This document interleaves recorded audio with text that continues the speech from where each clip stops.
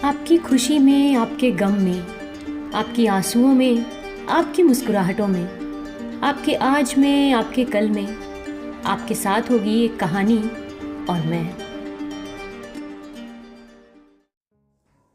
नमस्कार दोस्तों, आप सभी का स्वागत है मेरे चैनल कथा सागर में।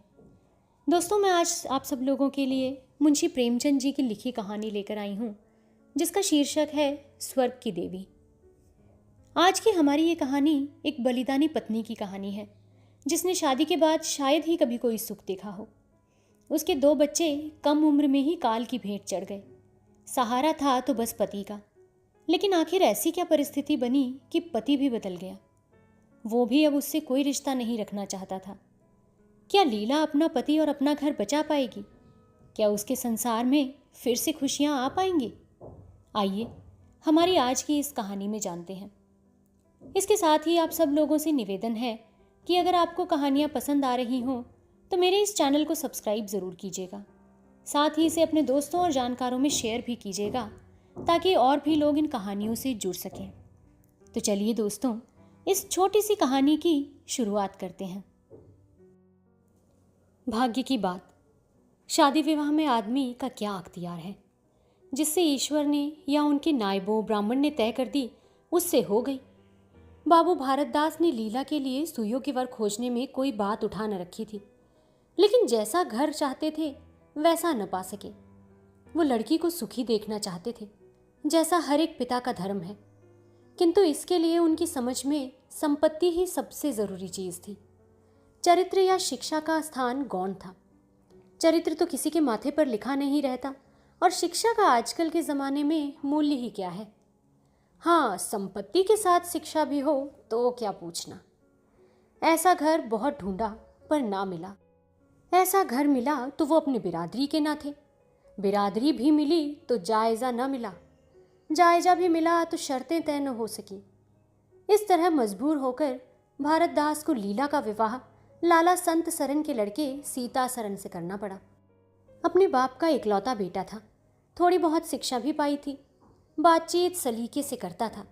मामले मुकदमे समझता था और जरा दिल का रंगीला भी था। सबसे बड़ी बात तो ये थी कि रूपवान, बलिष्ठ, प्रसन्न मुख आदमी, मगर विचार वही बाबा आदम के ज़माने के थे। पुरानी जितनी बातें हैं सब अच्छी, नई जितनी बातें हैं सब खराब। जायदाद के विषय में जमींदार साहब नए नए दफ़ों का व्यापार करते थे। वहाँ अपना कोई अख्तियार न था, लेकिन सामाजिक प्रथाओं के कट्टर पक्षपाती थे। सीता सरन अपने बाप को जो करते या कहते वही खुद भी कहता था। उसमें खुद सोचने की शक्ति ही न थी। बुद्धि की मंदता बहुधा सामाजिक अनुदारता के रूप में प्रकट होती है। लीला ने जिस दिन घर में पांव रखा उसी दिन उसकी परीक्षा शुरू हुई। वो सभी काम जिनकी उसके घर में तारीफ होती थी यहाँ वर्जित थे। उसे बचपन से ताज़ी हवा पर जान देना सिखाया गया था। यहाँ उसके सामने मुंह खोलना भी पाप था। बचपन से सिखाया गया था रोशनी ही जीवन है। यहाँ रोशनी के दर्शन ही दुर्लभ थे। घर पर अहिंसा, क्षमा और दया ईश्वरीय गुण बताए गए थे। यहाँ इनका नाम लेने की भी स्वाधीनता नहीं थी। संत सरन बड़े तीखे, गुस्सेवर आदमी थे। नाक पर मक्खी भी न बैठने देते थे। धूर्तता और छल कपट से ही उन्होंने जायदाद पैदा की थी और उसी को सफल जीवन का मंत्र समझते थे। उनकी पत्नी उनसे भी 2 अंगुल ऊंची थी। मजाल क्या है कि बहू अपनी अंधेरी कोठरी के द्वार पर खड़ी हो जाए या कभी छत पर टहल सके। प्रलय आ जाता, आसमान सिर पर उठा लेती। उन्हें बकने का मर्ज था। दाल में नमक का जरा तेज हो जाना उन्हें दिन भर बकने के लिए काफी बहाना था। मोटी ताजी महिला थी। छींट का घाघरेदार लहंगा पहने, पानदान बगल में रखे, गहनों से लदी हुई, सारे दिन बैरौठे में माची पर बैठी रहती थी। क्या मजाल के घर में उनकी इच्छा के विरुद्ध एक पत्ता भी हिल जाए। बहू की नई नई आदतें देख देख चला करती थी। अब काहे की आबरू होगी, मुंडेर पर खड़ी होकर झांकती है सारा दिन। मेरी लड़की ऐसी दीदा दिलेर होती तो उसका तो गला घोंट देती। न जाने इसके देश में कौन लोग बसते हैं। गहने नहीं पहनती, जब देखो नंगी बूची बनी बैठी रहती है। ये भी कोई अच्छे लक्षण हैं? लीला के पीछे सीता सरन पर भी फटकार पड़ती। तुझे भी चांदनी में सोना अच्छा लगता है, क्यों? तू भी अपने को मर्द समझता होगा। ये मर्द कैसा कि औरत उसके कहने में ना रहे, दिन भर घर में घुसा रहता है, मुंह में जबान नहीं है। समझता क्यों नहीं तू कुछ? उसको क्यों नहीं समझाता कुछ? सीता सरन कहता, अम्मा, जब कोई मेरे समझाने से माने तब तो। माँ, मानेगी क्यों नहीं? तू मर्द है कि नहीं? मर्द वो चाहिए कि कड़ी निगाह से देखे तो औरत कांप उठे। सीता सरन, तुम तो समझाती ही रहती हो माँ। माँ, मेरी उसे क्या परवाह, समझती होगी बुढ़िया 4 दिन में मर जाएगी, तब मैं मालकिन हो जाऊंगी। सीता सरन, तो मैं भी तो उसकी बातों का जवाब नहीं दे पाता। देखती नहीं हो कितनी दुर्बल हो गई है, वो रंग ही नहीं रहा।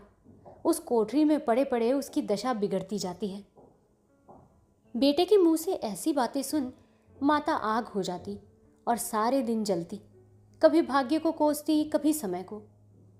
सीता सरन माता के सामने तो ऐसी बातें करता, लेकिन लीला के सामने जाते ही उसकी मति बदल जाती थी। वो वही बातें करता था जो लीला को अच्छी लगती। यहाँ तक कि दोनों लोग वृद्धा की हंसी उड़ाते। लीला को इसमें और कोई सुख न था। वो सारे दिन कुड़ती रहती, कभी चूल्हे के सामने न बैठी थी, पर यहाँ पसेरियों आटा थेपचा पड़ता, मजूरों और टहलुओं के लिए रोटी पकानी पड़ती। कभी कभी वो चूल्हे के सामने बैठी घंटों रोती। ये बात न थी कि ये लोग कोई महाराज रसोईया न रख सकते हों, पर घर की पुरानी प्रथा यही थी कि बहू खाना पकाए, और उस प्रथा को निभाना भी तो जरूरी था। सीता सरन को देखकर लीला का संतप्त हृदय एक क्षण के लिए शांत हो जाता था। गर्मी के दिन थे और संध्या का समय था। बाहर हवा चलती, भीतर देह फूकती थी। लीला कोठरी में बैठी एक किताब देख रही थी कि सीता सरन ने आकर कहा, यहाँ तो बड़ी गर्मी है, बाहर बैठो। लीला, ये गर्मी तो उन तानों से अच्छी है जो अभी सुनने पड़ेंगे। सीता सरन, आज अगर बोली तो मैं भी बिगड़ जाऊंगा। लीला, तब तो मेरा घर में रहना भी मुश्किल हो जाएगा। सीता सरन, बला से अलग रह लेंगे। लीला, मैं मर भी जाऊं तो भी अलग रहूं। वो जो कुछ कहती सुनती हैं, अपनी समझ से मेरे भले ही लिए कहती सुनती होंगी। उन्हें मुझसे कोई दुश्मनी थोड़े ही है। हाँ, हमें उनकी बातें अच्छी ना लगें, ये दूसरी बात है। उन्होंने खुद वो सब कष्ट झेले हैं जो वो मुझे झिलवाना चाहती हैं। उनके स्वास्थ्य पर उन कष्टों का जरा भी असर नहीं पड़ा। वो इस 56 वर्ष की उम्र में मुझसे कहीं टाटी हैं। फिर उन्हें कैसे मालूम हो कि इन कष्टों से स्वास्थ्य बिगड़ सकता है? सीता सरन ने उसके मुरझाए हुए मुख की ओर करुण नेत्रों से देखकर कहा, तुम्हें इस घर में आकर बहुत दुख सहना पड़ा। ये घर तुम्हारे योग्य न था। तुमने पूर्व जन्म में जरूर कोई पाप किया होगा। लीला ने पति के हाथों से खेलते हुए कहा, यहां ना आती तो तुम्हारा प्रेम कैसे पाती। 5 साल गुजर गए। लीला 2 बच्चों की माँ हो गई। एक लड़का था, दूसरी लड़की। लड़के का नाम जानकी सरन रखा गया और लड़की का नाम कामिनी। दोनों बच्चे घर को गुलजार किए रहते थे। लड़की दादा से हिली थी, लड़का दादी से। दोनों शोक और शरीर थे। गाली दे बैठना, मुंह चिढ़ा देना तो उनके लिए मामूली बात थी। दिन भर खाते और आए दिन बीमार पड़ते रहते। लीला ने खुद सभी कष्ट सह लिए थे, पर बच्चों में बुरी आदतों का पड़ना उसे बहुत बुरा मालूम होता था। किंतु उसकी कौन सुनता था। बच्चों की माता होकर उसकी अब गणना ही न रही थी। जो कुछ थे वो बच्चे थे, वो कुछ भी न थी। उसे किसी बच्चे को डांटने का भी अधिकार न था। सांस फाड़े खाती थी। सबसे बड़ी आपत्ति ये थी कि उसका स्वास्थ्य अब और भी खराब हो गया था। प्रसव काल में उसे वो भी अत्याचार सहने पड़े जो अज्ञान, मूर्खता और अंधविश्वास ने सौर की रक्षा के लिए गढ़ रखे हैं। उस काल कोठरी में जहाँ न हवा का गुजर था, न प्रकाश का, न सफाई का, चारों ओर दुर्गंध और सील की गंधी भरी हुई थी। उसका कोमल शरीर सूख गया। एक बार जो कसर रह गई थी वो दूसरी बार पूरी हो गई। चेहरा पीला पड़ गया, आंखें धंस गईं। ऐसा मालूम होता कि बदन में खून ही नहीं रहा। उसकी तो सूरत ही बदल गई थी। गर्मियों के दिन थे। एक तरफ आम पके, दूसरी तरफ खरबूजे। इन दोनों फलों की ऐसी अच्छी फसल कभी न हुई थी। अब की इनमें इतनी मिठास न जाने कहां से आई थी कि कितना ही खाओ मन नहीं भरता था। संत सरन के इलाके से आम और खरबूजे के टोकरे भरे चले आते थे। सारा घर खूब उछल उछल कर खाता था। बाबू साहब पुरानी हड्डी के आदमी थे। सवेरे 1 सैकड़े आमों का नाश्ता करते, फिर पसेरी भर खरबूज चट कर जाते। मालकिन उनसे पीछे रहने वाली न थी। उन्होंने तो एक वक्त का भोजन ही बंद कर दिया था। अनाज सड़ने वाली चीज़ नहीं, आज नहीं तो कल खर्च हो जाएगा। आम और खरबूजे तो एक दिन भी नहीं ठहर सकते। शुद्ध नहीं थी और क्या।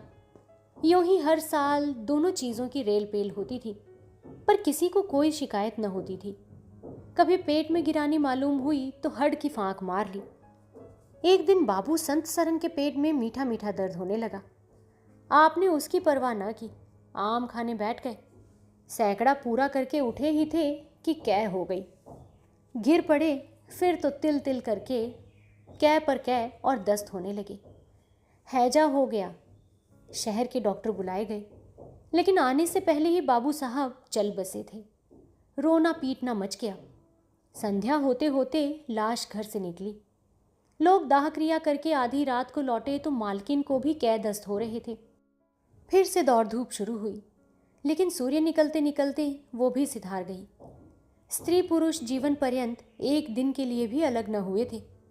संसार से भी साथ ही साथ गए। सूर्यास्त के समय पति ने प्रस्थान किया, सूर्योदय के समय पत्नी ने। लेकिन मुसीबत का अंत न हुआ था। लीला तो संस्कार की तैयारियों में लगी थी।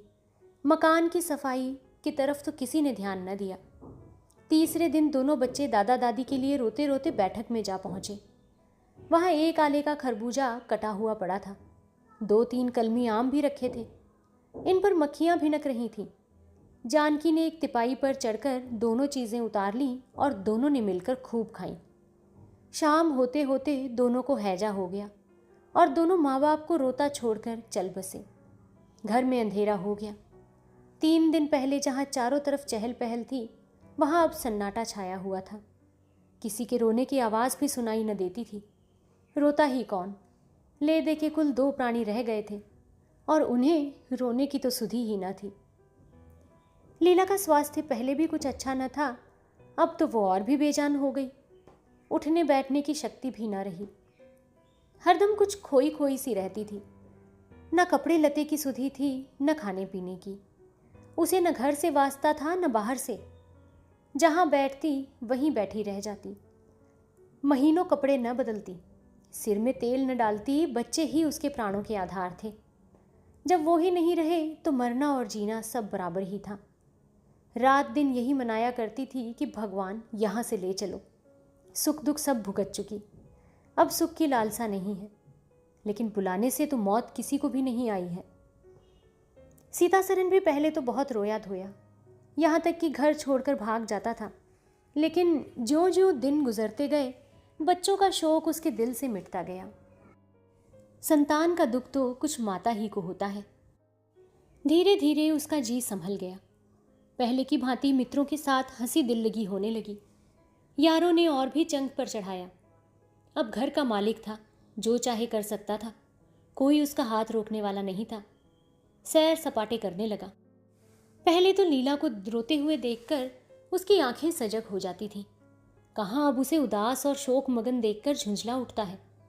जिंदगी रोने ही के लिए तो नहीं है। ईश्वर ने लड़के दिए थे, ईश्वर ने ही छीन लिए। क्या लड़कों के पीछे प्राण दे देना होगा? लीला ये बातें सुनकर भौचक्की रह जाती। पिता के मुंह से ऐसे शब्द निकल सकते हैं, ये उसने कभी सोचा भी न था। संसार में ऐसे प्राणी भी हैं। होली के दिन थे। मर्दाना में गाना बजाना हो रहा था। मित्रों की दावत का भी सामान किया गया था। अंदर लीला जमीन पर पड़ी हुई रो रही थी। त्योहार के दिन उसे रोते ही कटते थे। आज बच्चे होते तो अच्छे अच्छे कपड़े पहनते, कैसे उछलते फिरते डोलते। वही न रहे तो कहाँ की तीज और कहाँ का त्योहार। सहसा सीता सरन ने आकर कहा, क्या दिन भर रोती ही रहोगी? जरा कपड़े तो बदल डालो, आदमी बन जाओ। ये क्या तुमने अपनी गत बना रखी है? लीला, तुम जाओ अपनी महफिल में बैठो, तुम्हें मेरी क्या फिक्र पड़ी है? सीता सरन, क्या दुनिया में और किसी के लड़के नहीं मरते? तुम्हारे ही सिर पर मुसीबत आई है। लीला, ये बात कौन नहीं जानता, अपना अपना दिल ही तो है, उस पर किसका बस है। सीतासरन, मेरे साथ भी तो तुम्हारा कुछ कर्तव्य है। लीला ने कुतूहल से पति को देखा, मानो उसका आशय नहीं समझी, फिर मुंह फेर कर रोने लगी। सीतासरन, मैं अब इस मनहूसियत का अंत कर देना चाहता हूं। अगर तुम्हारा अपने दिल पर काबू नहीं है तो मेरा भी अपने दिल पर काबू नहीं है। मैं अब जिंदगी भर मातम तो नहीं मना सकता ना। लीला, तुम रंग रांग मनाते हो, मैं तुम्हें मना तो नहीं करती। मैं रोती हूं तो क्यों नहीं रोने देते। सीतासरन, मेरा घर रोने के लिए नहीं है। लीला, अच्छी बात है, तुम्हारे घर में मैं न रोऊंगी। लीला ने देखा मेरे स्वामी मेरे हाथ से निकले जा रहे हैं, उन पर विषय का भूत सवार हो गया है और कोई समझाने वाला भी नहीं। वो अपने होश में नहीं है। मैं क्या करूं? अगर मैं चली जाती हूं तो थोड़े ही दिनों में सारा ही घर मिट्टी में मिल जाएगा और इनका वही हाल होगा जो स्वार्थी मित्रों के चुंगल में फंसे हुए नौजवान रईसों का होता है। कोई उल्टा घर में आ जाएगी और इनका सर्वनाश कर देगी। हे ईश्वर, मैं क्या करूं? अगर इन्हें कोई बीमारी हो जाती तो क्या मैं उस दशा में इन्हें छोड़कर चली जाती? कभी नहीं।